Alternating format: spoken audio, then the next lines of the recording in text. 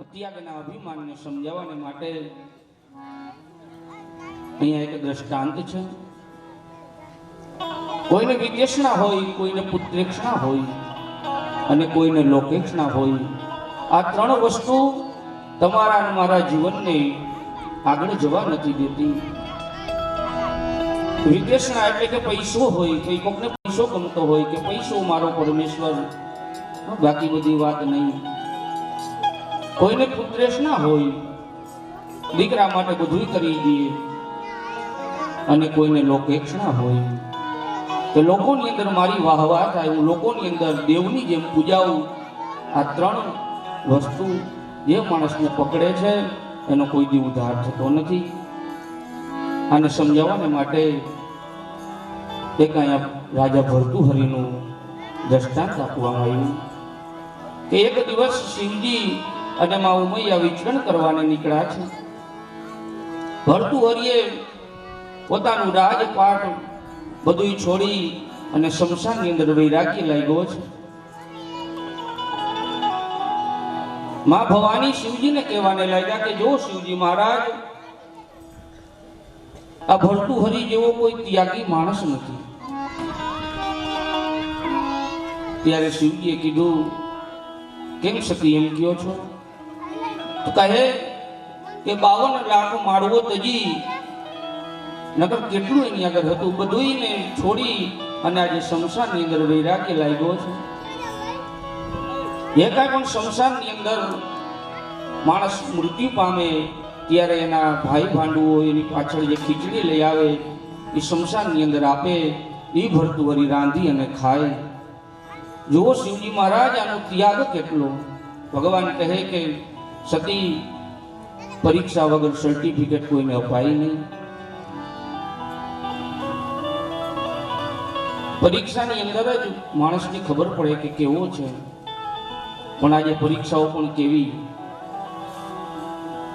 આપણા દીકરાઓ ભણતા હોય, કદાચ ભણવામાં થોડાક નબળા હોય તો એને કોઈ દિવસ ચોરી કરવાનું ન શીખડાવાય. પરીક્ષામાં આવી રીતે લઈ જાજે, અને પછી કદાચ 100 માંથી 90 માર્ક લઈ આવે અને પછી આપણે રાજી થાય, પણ એને જ્ઞાન ન હોય, બધું ચોરીથી ભેગું કર્યું હોય. આજે શિવજી મહારાજ કહે, ચાલો દેવી, ભર્તુહરિનું જો ત્યાગ જોવું હોય તો આપણે એની પરીક્ષા કરી.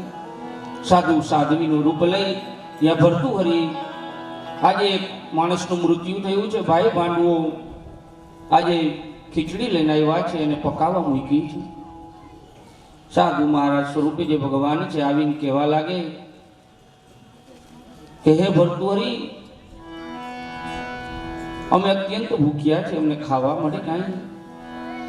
ભર્તુહરિએ કીધું કે કેમ નહીં મહારાજ, થોડી વાર બેસો, ખીચડી પાકે છે, થઈ જાય એટલે તમને આપું.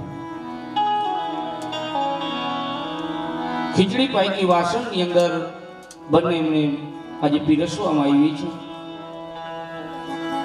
ખીચડી ખાઈ અને ઉમિયાએ શિવજી મહારાજને ઠોહો મારીને કીધું, જોવો મહારાજ, 8 દિવસ ત્યાં કોઈનું મૃત્યુ નહોતું થયું, છતાંય કાંઈ ખાવાનું નહોતું, ને 8 દિવસે જે આટલી ખીચડી મળી એ પણ એને આપણને આપી દીધી. આનાથી ત્યાગ કેટલો વધારે. શિવજી મહારાજ કે હજી ઉતાવળ થાય છે, થોડીક વાર ખમી જાઓ. ભર્તુહરિને કીધું કે હવે જઈમાં ઉપર પાણી પીવડાવો. થોડું પાણી વાસણની અંદર પડ્યું હતું. શિવજી મહારાજે થોડું પાણી પીધું અને બાકી વાસણની અંદર ઢોળી નાખ્યું છે.